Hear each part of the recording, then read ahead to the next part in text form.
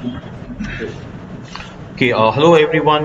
Welcome again on ArchiDiaries with yet another interview towards in our efforts to create discourses in the field of architecture and design under our ongoing live interview series, which is titled as Reflections on Architecture and Design. I'm really delighted to share that today in this particular series we have architect, a very eminent architect from Sri Lanka, Lalith Gunadasa, who has joined with us. Lalith, welcome on ArchiDiaries and thank you for joining with us. So, I'll before I hand it over to Lalit for his presentation, please allow me to say a few words. Please allow me to introduce Lalit and his practice. Sri Lankan architect Lalith Gunadasa has a background in art and architecture. After graduating with a Science in Built Environment and completion of Masters of Science in Architecture degree in Moratuwa University, trained as a student and as an architect under Sri Lankan veteran architect Vinod Jayasinghe, who had worked with Geoffrey Bawa in his young age. On receiving his charter in 2011, Lalith established independent practice in 2012. The studio is now located in Hokandara, Sri Lanka. His practice, Lalith Gunadasa Architects, is indeed responsible in achieving sustainability in designs, maintaining the vital balance and harmony which is necessary for the coexistence of man and nature. The award-winning practice has experience of working on varied range of projects with thinking out of the box under such circumstances. For design process is a much diverse vocabulary to manipulate the ideas beyond the most practical and accepted framework. The title for today's presentation that Lalith has chosen is Urban Tranquility, and I would like to invite Lalith for his presentation. Lalith, over to you. Right. Thank you, Ayas. I'm on everybody. First of all, I would like to thank ArchiDiaries team for giving this wonderful opportunity to share our design ideas and our design visions with the readers, members, audience, especially the audience who is participating in this live program. Taking this great opportunity today, I'm going to share ideas and vision to a very unique title that is the Urban Tranquil. I'm not hoping to do a very, very long presentation. So give me 30 minutes from your valuable time to present my presentation. Right. So.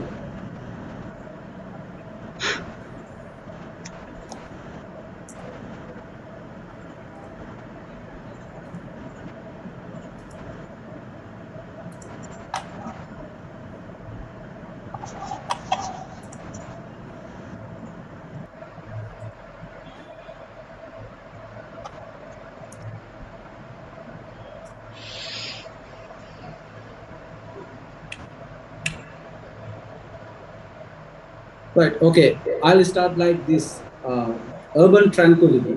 Now I'm going to divide this topic into three sections.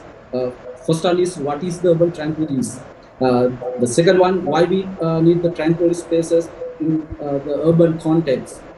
And third one is how we create the tranquil places in the urban context, especially personalized on small places. So firstly, we'll see what urban tranquility is. When we say the urban, okay, first let's watch this small video clip.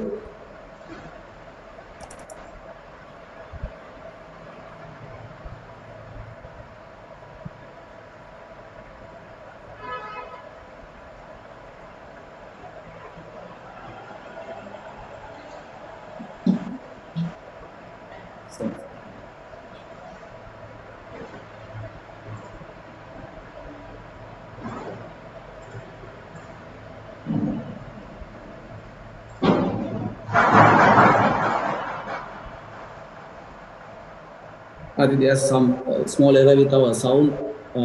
Anyway, how do you feel?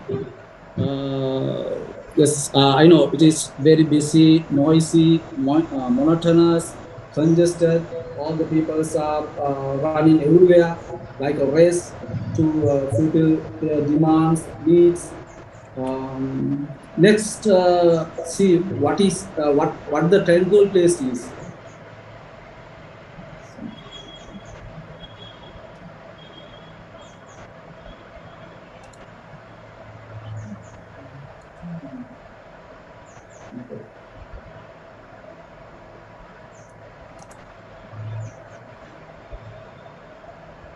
Okay.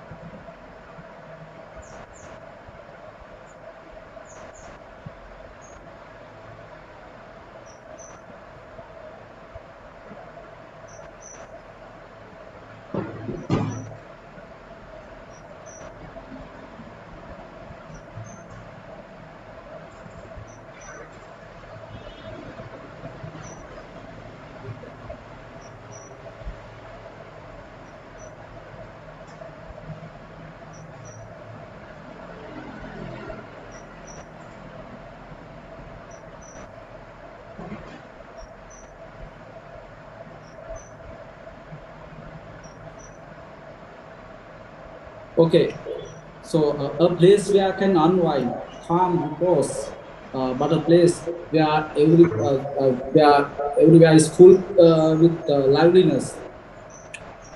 Now let's see that what urban tranquility is.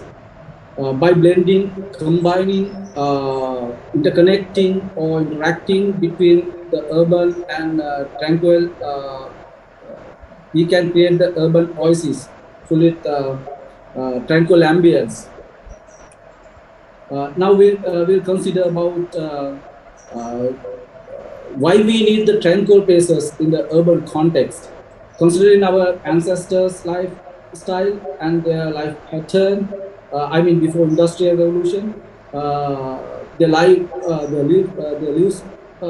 lives were very built based on mainly on agriculture. Always they lived blending with nature and respecting loving the nature. And they didn't expect much more things to live. Therefore, they didn't have any stress. Uh, Without going too far back, let's consider about our parents' early period or our grandparents' era. They didn't have much more ambitions, needs, hopes. They didn't want to buy any smartphones, smart TVs, smart vehicles, or even a smart house for living. Why? Their life was a very simple and very smart one. But after industrial revolution, everybody entered to a race, and everything was changed due to the knowledge, technological revolution. That was a very big influence on architecture as well. Lot of materials, lot of styles, technologies, and experiments were done and were used in the construction industry as well. After 60s, 70s, a lot of people migrated to the cities from rural areas due to the good facilities to uplift their lifestyle and also do their jobs and earn more money. But another 20, 30 years later, the development area was limited and all constructions were shifted to the high-rise development due to this demand and lack of the lands. Therefore, a high-rise apartment culture was begun. People had to spend their half of the daytime for their works, jobs in outside, and other half of the day they spend in their compacted houses or in high-rise apartments. The people who were they suffered with monotonous, boring life pattern. Not only that, they had to spend the whole day with tension. The people who lived in this condition needed the places where they can release their stress, pressure, feel of monotonous, light for tranquil place. Therefore, parks, gardens, social gathering spaces like pubs, restaurants, theaters were introduced together, enjoy, interact to maintain relationships, to break feel of monotonous and finally to release the stress. Okay, after this, let's consider about our third point. That is how we create the tranquil space places in urban context. Okay, what are the important factors to build a tranquil space? I think color is one of the main factors to maintain the ambience of tranquility. Considering this color wheel, uh, all the colors we can divide into two groups as cool colors and warm colors. Using warm colors, we can create the spaces with evoke feeling of happiness, optimism, energy, playfulness, and even danger. Uh, Considering about the cool colors, they can create the place calm, soothing, thus relieving tension. Next important fact is the natural landscaping elements. That's also been a major role to create the tranquility. Several range of green colored trees, plants, and vines can provide a calm feeling to the context. Not only that, by using flowering and fruiting trees, plants, and vines, we can attract the birds, bees, and butterflies to the lush green oasis that we make, and because of their scene and their sweet sounds can heal and calm down the stress human mind. Next major factor is the volume of the space. If the space like a trapped, congested, or a compacted one, you may feel that you are like in a little cage or a little box.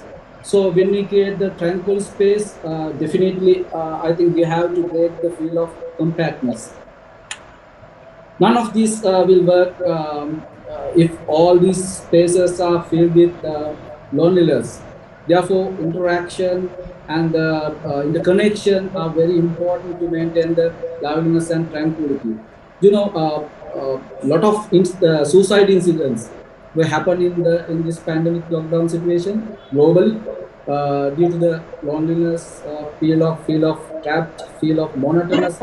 I think that's all happened because of this bad sides of the urbanization.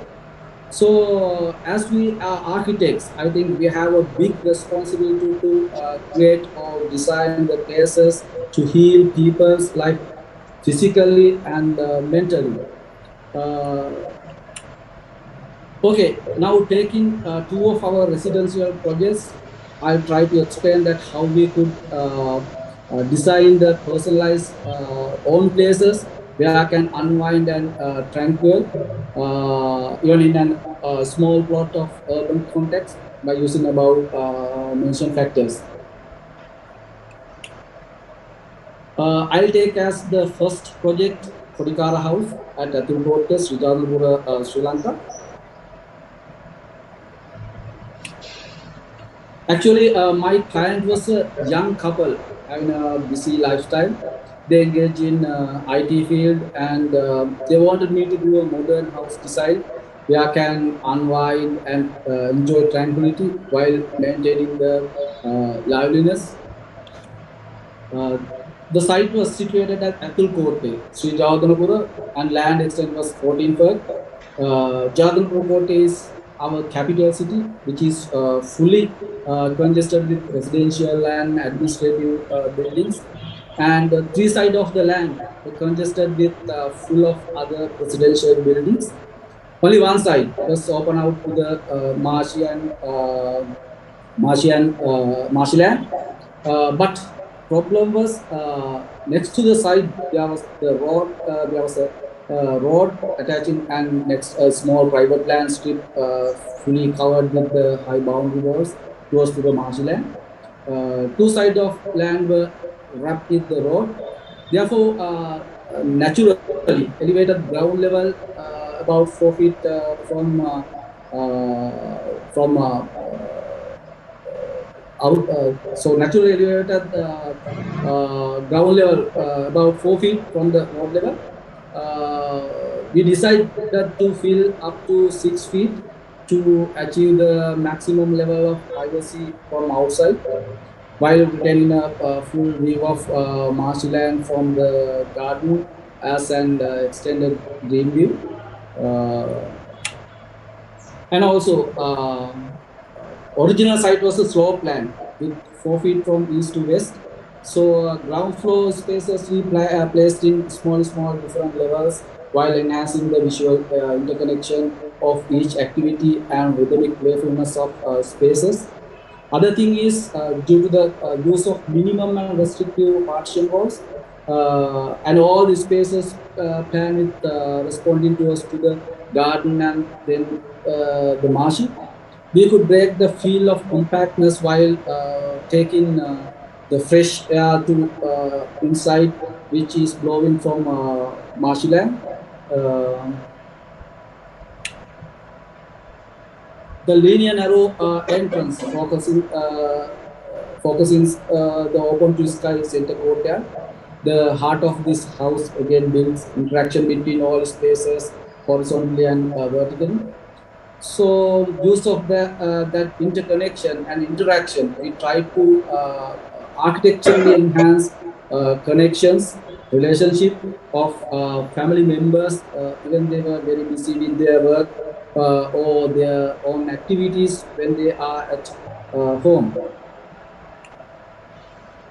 All natural wood columns, handrails, and wooden doors, windows, and some area of wooden floors all together would make a warm atmosphere with minimizing the heat condition of the interior space, especially at the daytime. Uh, different sizes and different shades of green colored trees and plants make cool and soothing atmosphere with adding lush tropical feeling. And also without clear boundaries, the integration of the area like the dining and pantry reveal sequence of spaces combining expansiveness and symbiosis. As I mentioned earlier, the color balance. It is very important to design for maintaining the feeling of the spaces while giving therapy to mind. We can calm down the people who are suffering with stress, feel of monotonous and confusion in mind. Therefore, always we try to maintain the balance of cool and warm colors in the interior as well as outdoors. White painted walls and white terrace floors reflect the daylights all over the spaces. And because of that, again, we could destroy the compactness while making tranquil, spacious dwelling. The design of the straight and pure lines, simple forms, wide opening views, and huge volumes with lot of natural lights. With all these, we could minimize the distance between the indoor and outdoor, and therefore it was very helpful to maintain the spacious dwelling, breaking compactness and congested feeling of the interior. The use of minimum restrictive and simple furniture also enrich the calm repose feeling while maintaining liveliness of interior. Not only the furniture, the very light and simple colored paintings also supported to the enhanced loveliness, meanwhile giving additional depth to the same quality.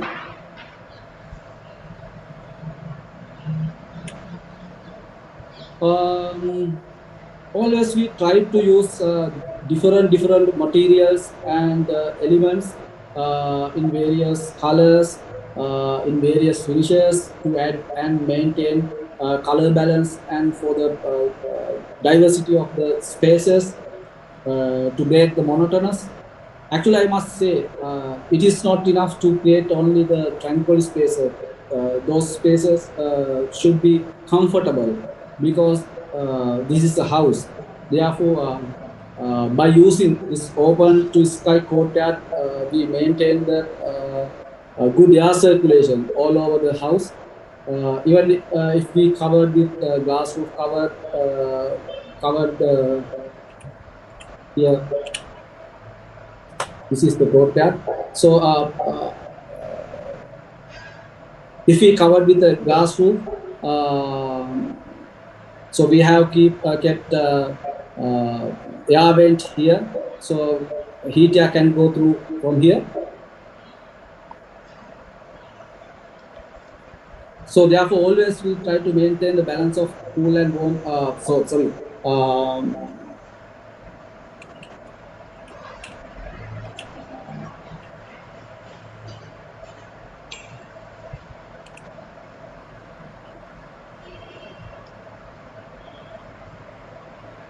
I think it's a sustainable approach to maintain the coolness of the interior without wasting energy, and also have taken enough steps to ensure security and privacy, ensure the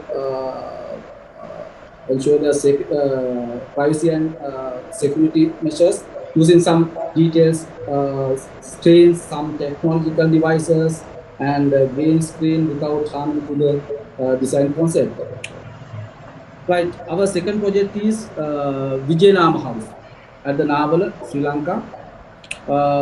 Same as the previous project, some characters have been applied and tried out in this project as well. Only difference is that this is a renovation project. Surrounded area was fully congested and marshy with different style house. You can see this our Google image.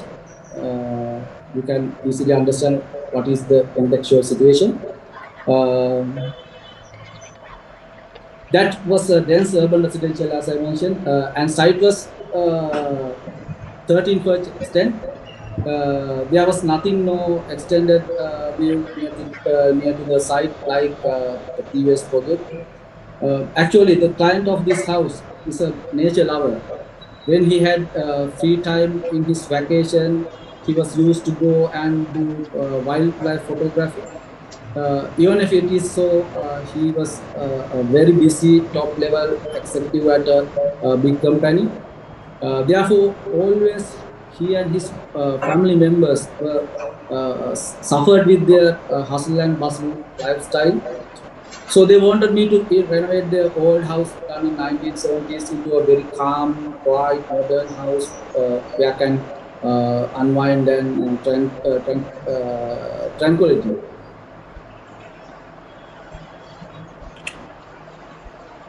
And the design works were conceptualized to all internal and outdoor gardens that form an illusion of endless spaces creating an urban oasis. First of all asbestos roof sheets covered roof structure. As you know, subject to the cancer, totally we removed and changed into a RCC roof slab. So you can see previous projects.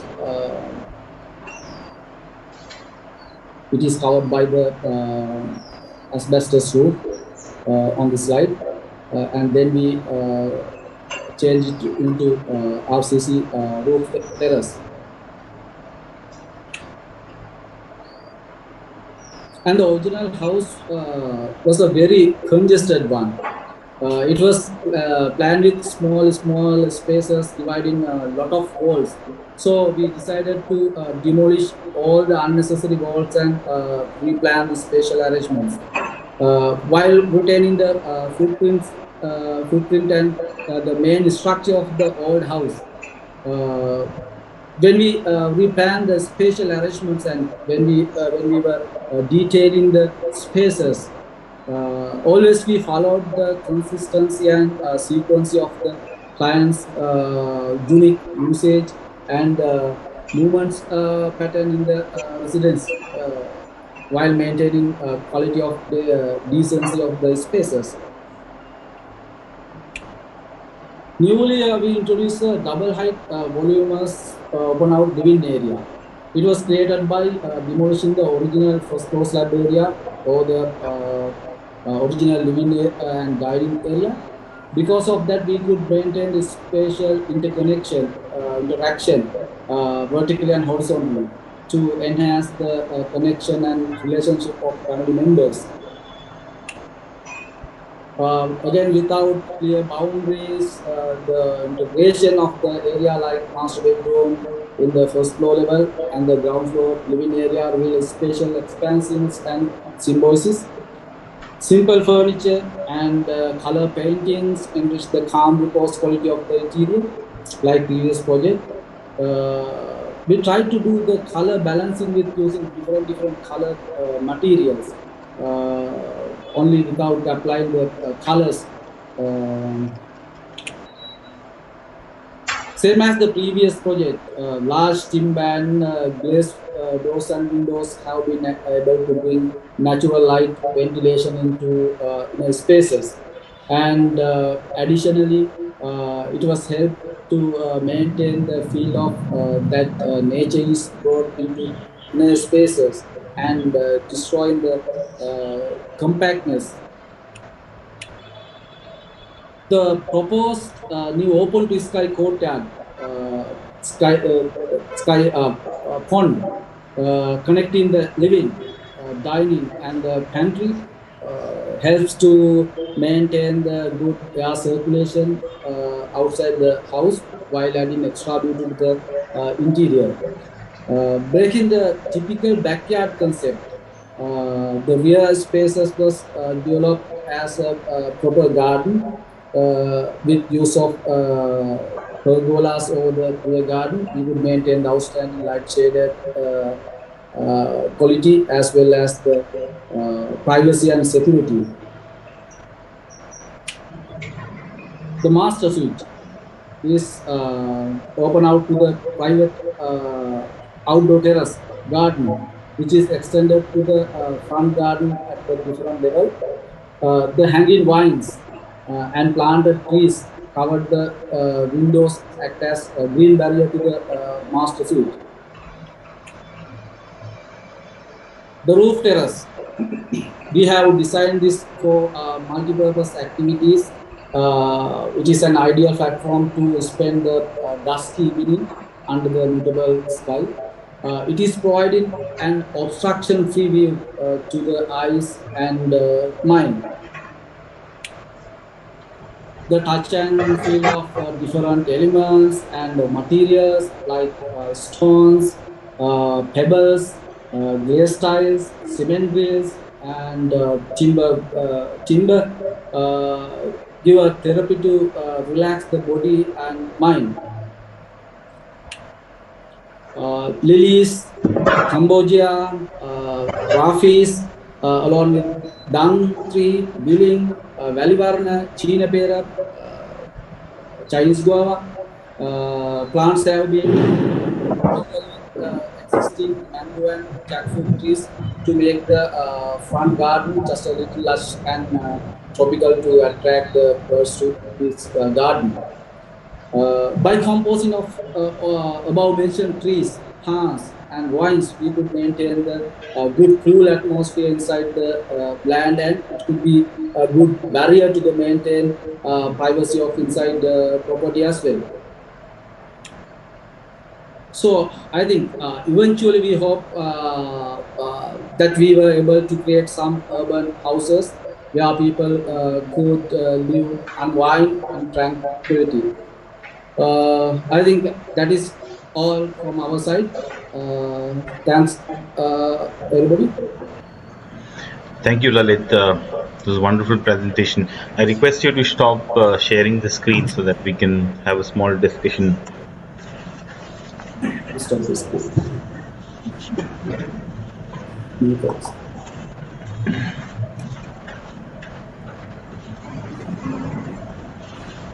Okay.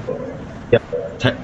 Thank you, Lalit. It was wonderful to see. It is almost like a demonstration of an architectural vocabulary of how you can sort of create tranquility in urban spaces, particularly in the residential spaces, so to say. And you almost sort of demonstrated with those four aspects that you talked about, the four elements through which you can sort of achieve the tranquility, starting from the color, bringing the nature into the residential spaces, the volume, architectural volumes, and then the aspect of the interaction, which is also something. And essentially, when we use the word tranquility, we are trying to bring a sense of calmness into the spaces. We don't want to create, we don't want to create, be things loud, but things that are subtle, the light quality, everything is sort of uh, makes somebody pause. And that is how you started your presentation also, that everybody sort of wants to run in the city, but then here we are trying to make them pause, make them think, connect with the nature, connect with the other members of the family, and sort of create the positive approach. So that was something interesting to see through your presentation. Just one of the things that you talked about is the nature out of those four elements. And in that sense, Sri Lanka being a tropical climate, I think you're blessed with abundance of nature and the green. You're surrounded by that. And so, do you think that it almost becomes a kind of a natural extension for the architecture to sort of bring that nature into the spaces and to achieve this goal? Does it help you that abundance of nature which is already surrounded by you? Okay, the fact that you are in a land which has abundance of rain, things grow quickly, you are surrounded by nature, so that the architecture, the kind of thing that you are trying to do, is almost like becomes a natural extension of all of that. Yeah, yes. I think so. Normally, in our practice, we think first of all, before build a house or before build a building, everyone try to clear the land. Then they think to grow up the building. So as per this urbanization in Colombo, in the Colombo city, buildings going up very fastly. So area is limiting. So we don't have much more spaces to. So in early stage, before 10, 20 years, the people took brought at least they could brought 20, 40 furniture to build their houses. Now we can't buy that much furniture to build our house. So only we have to fix our design, our buildings within the 6 perch, 10 perch, maximum 15 perches. So that's why now we need the urban tranquility concept to tranquil, calm down the peoples in the urban situation. Yeah. So yeah, I think this is one of the things that it I wanted to ask you also, because the more and more urbanization happens, the more and more sort of we are going up vertically. And so how do you think, and particularly in the last decade or so, the urbanization has happened at a very, at a certain pace, and the prices of the land, everything has sort of gone higher thanks to the real estate. I'm sure that's the same scenario in the Colombo also. So people are fighting for every square inch of a space in the city. So now when you go vertically, how do you sort of bring these very aspects, how can you bring these aspects into those typologies also, let's say commercial sort of high rises, etc.? Actually, we can introduce green balconies and green terraces. So because of that, we can provide some green atmosphere when we build with the high-rise buildings. Yeah, sure. So basically, the aspect of the nature that you talked about can be very easily brought in some kind of a layer in that format also, and that will be something that will be very interesting to see. So another thing that I wanted to talk about is that when we talk about the your architecture, one is the nature. How does the traditional architecture of the Sri Lanka or something is something that inspire you, or you take inspiration and try to bring that in your work? Yes, I think when we consider about traditional architecture, uh, we don't need to follow the our previous architectural details. So always we are trying to get the spirit of that, Hmm. not the detail. So as we architects, we are in modern era. So we don't need to follow uh, our ancient traditional elements again and again. So we can take the spiritual spirit of that details and the main characters of that detail, and taking that main characters and spirit, we can create modern elements because this is a modern era. Yeah. So that's exactly, and I would like to come back to that when in one more question, but I would like to ask you a little bit about, you mentioned the aspect of sustainability in your presentation also, uh, and the more and more we go ahead, the more and more it is becoming relevant that the architects would sort of need to address the issues of the sustainability. What is your thought? What are your thoughts on sustainability in architecture and design? How can architects bring address that issue?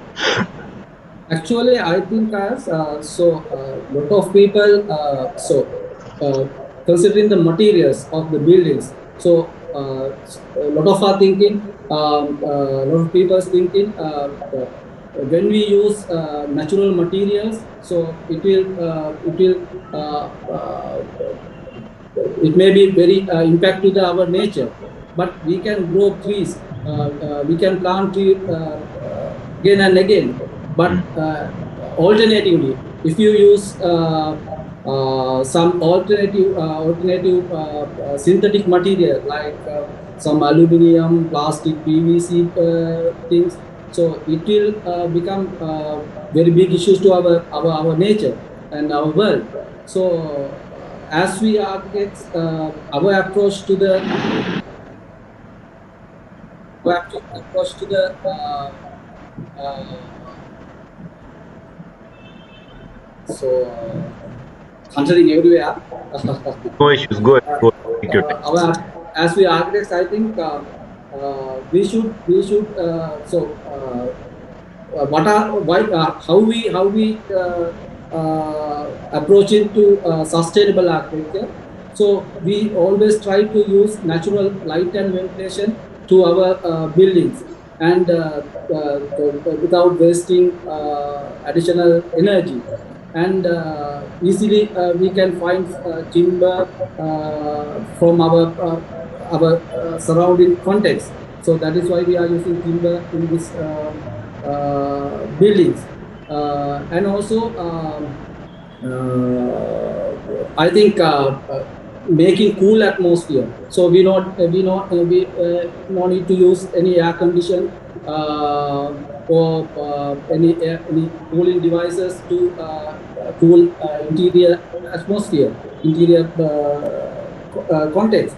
So I think that is the and also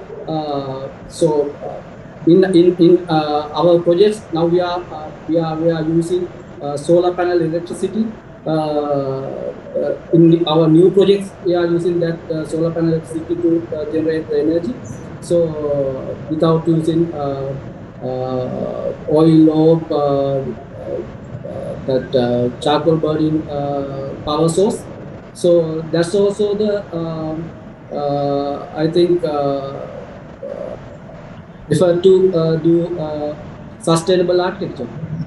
Yeah, and so basically, you go back to the basics and you try to keep it as raw and so you're talking about thermal comfort. You are talking about using the materials that are locally sourced materials, and so these are some of the ways in which you are trying to, let's say, sort of, you as architects, we can address the issues of the sustainability, and you are trying to address the issues of the sustainability. And also, the fact that you bring nature into it, you're almost sort of taking advantage of the thermal comfort that you get being close to that also. So one, I think, last aspect that I would like to talk about is that what I believe is that no discussion on Sri Lankan architecture is sort of complete without the mention of Geoffrey Bawa. And he was sort of one of Asia's foremost architects, inspiration to, I think, generations. A lot of people get inspired. We were also sort of looked up to his architecture, and he was sort of somebody who found a contemporary architectural expression that was rooted into the context of Sri Lanka, and yet it was modern in its approach. And somebody who was a master, and then there were people who, second generation of architects who were trained with him, came out. A lot of architects, I mean, like Jannada Swate and many other people who came from them. And you also mentioned that you had a chance to work with an architect, Vinod Jayasinghe, who had trained with him. So my simple question is, what lessons do you take from the architecture of Geoffrey Bawa? How does it affect your work, and how do you sort of differentiate from there? Yeah, I think considering Geoffrey Bawa's Geoffrey Bawa's architecture, he always tried to do his work blend with the nature, and it should be suit with that existing context and existing time era. So in the Geoffrey Bawa's era, the land was not a big issue. So when he designed a house, he had 20, 40 purchase to design his building, and all the construction was going horizontally. But in this era, we can't do the horizontally design at this situation. So that is why we are so as we think this is a tropical house, a tropical country. Therefore, always raining, everything happen in country. But thing is, therefore, Geoffrey Bawa introduced roof structure to cover the building structure from the rain and wind. But in our time, we can't use roof structure because we have to design our buildings in limited area, like 6 perch, 10 perch. So that is why we planning. That is why we are planning the roof slabs to our buildings. And when we use the roof slab in our architecture, the people can use that roof slab as another garden to spend their evening time of the day. So I think from the Geoffrey Bawa and my teacher of Vinod Jayasinghe, he always telling that Geoffrey Bawa wanted to do the architecture with blending with the nature, but that should be matched with the present situation, present condition of the site and present era of the construction we are doing. Yeah, no, I definitely understand what your point that you are making. That of course it was 80s and 90s we are talking about when we are talking about Geoffrey Bawa, and a very different world, much more freedom to sort of expand horizontally, have the sloping roofs, etc. And now things are becoming denser, things are becoming compact, the houses are getting smaller, and yet the challenge is to sort of find that connection with the nature that you can see in the architecture of Geoffrey Bawa. And so, in the essence, maybe we are sort of continuing his legacy in that way. That the after all, the struggle is to find that tranquility that you're trying to look for, which you can sense in Geoffrey Bawa and other people's work, Sri Lankan architecture. That sense of tranquility is something that has to be found in whatever you are doing. But now, at the greater challenges, the space, the constraints of the space, the newer typologies, and so now we have to find new ways through which that tranquility can be achieved. So I think that's fantastic to know. So yeah, I think that was fantastic. I would like to thank you, Lalit, for the presentation, and it was wonderful to see. And we were really looking forward to this presentation. We are actually talking to the first Sri Lankan architect. We had the opportunity to talk to an architect from Bangladesh, and it's, believe me, it's a tropical climate, and we were talking to Rafiq Azam there, and it's, in terms of climate, it's very similar, abundance of rain, green. So the kind of languages and how people start finding responses are very similar. It's almost similar. The kind of thing that you talked about in terms of tranquility, bringing the nature into it, making it simpler. Making the architecture a very simple plane and let the nature take over. So these are sort of a very sort of connections that I can make, find and make. Lalit, thank you so much for your presentation, for your valuable time that you gave to ArchiDiaries, and we look forward to continue this conversation with you on in future, some other time, some other day, and we will be looking out for you for more projects from your end, and let's hope that we can continue this discussion. Thank you so much. Okay, thanks for giving this wonderful opportunity again. So I want to say I vote for everybody. So I would just like to conclude here by thanking the people who joined with us on social media. Thank you for joining with us, and please stay connected. We will be coming back with our new interview series that will be launched in January and February. So I hope to see you all there. Thank you so much for joining with us.